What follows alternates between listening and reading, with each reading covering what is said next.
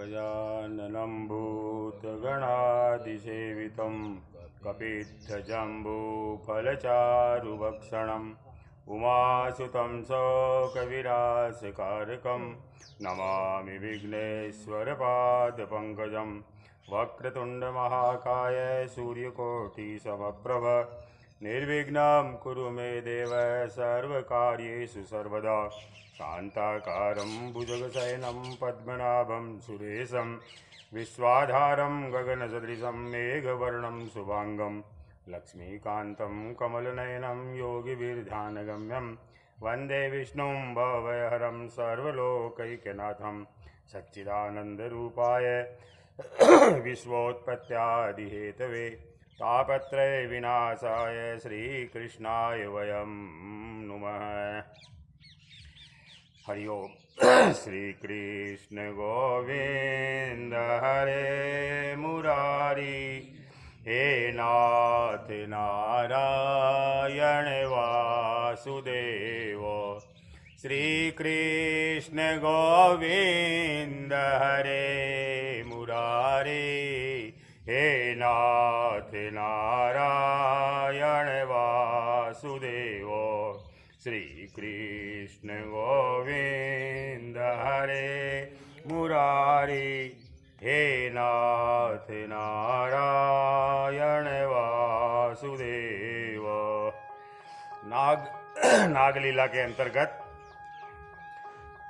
भगवान के प्यारे भक्त गंधर्व सिद्ध देवता चारण और देवांगनाओं ने जब देखा कि भगवान नृत्य करना चाहते हैं, तब वे बड़े प्रेम से मृदंग ढोल नगाड़े आदि बाजे बजाते हुए सुंदर सुंदर गीत गाते हुए पुष्पों की वर्षा करते हुए अपने को निछावर करते हुए भेंट ले लेकर उसी समय भगवान के पास पहुँचे जब वो नाग के फणों पर नृत्य कर रहे थे। परीक्षित काली नाग के 101 सिर थे। वे अपने जिस सिर को नहीं झुकाता था उसी को प्रचंड दंडधारी भगवान अपने पैरों की चोट से कुचल डालते। इससे काली नाग की जीवन शक्ति क्षीण हो चली। वह मुंह और नथुनों से खून उगलने लगा। अंत में चक्कर काटते काटते वह बेहोश हो गया। तनिक भी चेत होता तो वह अपनी आंखों से विष उगलने लगता और क्रोध के मारे जोर जोर से फुफकारे मारने लगता। इस प्रकार वह अपने सिरों में से जिस सिर को ऊपर उठाता उसी को नाचते हुए भगवान श्री कृष्ण अपने चरणों की ठोकर से झुकाकर रोंद डालते। उस समय पुराण पुरुषोत्तम भगवान श्री कृष्ण के चरणों पर जो खून की बूंदें पड़ती थी, उनसे ऐसा मालूम होता मानो रक्त पुष्पों से उनकी पूजा की जा रही हो। परीक्षित, भगवान के इस अद्भुत तांडव नृत्य से कालीय के फण रूप छत्ते छिन्न भिन्न हो गए। उसका एक एक अंग चूर चूर हो गया और मुंह से खून की उल्टी होने लगी। तब उसे सारे जगत के आदि शिक्षक पुराण पुरुष भगवान नारायण की स्मृति हुई। वह मन ही मन भगवान की शरण में गया। भगवान श्री कृष्ण के उदर में संपूर्ण विश्व है, इसलिए उनके भारी बोझ से काली नाग के शरीर की एक एक गांठ ढीली पड़ गई। उनकी एडियों की चोट से उसके छत्र के समान फण छिन्न भिन्न हो गए। अपने पति की यह दशा देखकर उसकी पत्नियां भगवान की शरण में आई। वे अत्यंत आतुर हो रही थी। भय के मारे उनके वस्त्र आभूषण अस्त व्यस्त हो रहे थे। केश की चोटियां भी बिखर रही थी। उस समय साध्वी नाग पत्नियों के चित्त में बड़ी घबराहट थी। अपने बालकों को आगे करके वे नाग पत्नियां पृथ्वी पर लौट गई और हाथ जोड़कर उन्होंने समस्त प्राणियों के एकमात्र स्वामी भगवान श्री कृष्ण को प्रणाम किया। भगवान श्री कृष्ण को शरणागत वत्सल जानकर अपने अपराधी पति को छुड़ाने की इच्छा से उन्होंने उनकी शरण ग्रहण की। नागपत्नियों ने कहा, प्रभो, आपका ये अवतार ही दुष्टों को दंड देने के लिए हुआ है, इसलिए इस अपराधी को दंड देना सर्वथा उचित है। आपकी दृष्टि में शत्रु और पुत्र का कोई भेद नहीं है,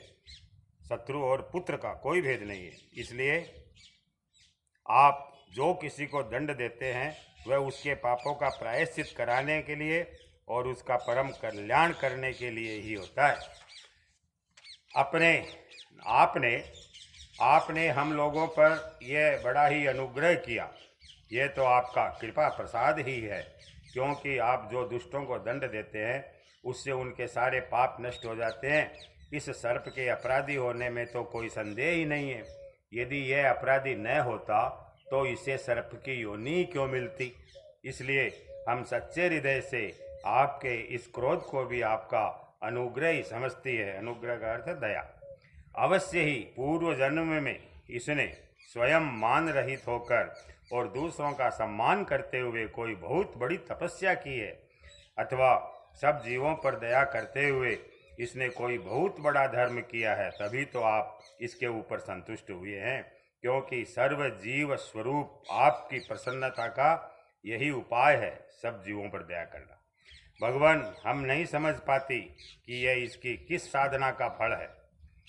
जो ये आपके चरण कमलों की धूल का स्पर्श पाने का अधिकारी हुआ, आपके चरणों की रज इतनी दुर्लभ है कि उसके लिए आपकी अर्धांगिनी लक्ष्मी जी को भी बहुत दिनों तक समस्त भोगों को त्याग करके नियमों का पालन करते हुए तपस्या करनी पड़ी थी। प्रभु, जो आपके चरणों की धूल की शरण ले लेते हैं वे भक्तजन स्वर्ग का राज्य या पृथ्वी की बादशाही नहीं चाहते, न वे रसातल का ही राज्य चाहते हैं और न तो ब्रह्मा का पद ही लेना चाहते हैं। उन्हें अणिमादि योग सिद्धियों की भी चाह नहीं होती है, यहाँ तक कि वे जन्म मृत्यु से छुड़ाने वाले केवल्य मोक्ष की भी इच्छा नहीं करते। बहुत बढ़िया बात है। न नाक पृष्ठम न च सार्वभौमम न पारमेष्टम न रसाधिपत्यम न योग सिद्धिर पुनर्भवम वा वांछन्ति यत् पादरज प्रसन्ना। बस केवल प्रभु की प्रसन्नता चाहते हैं भक्तगण।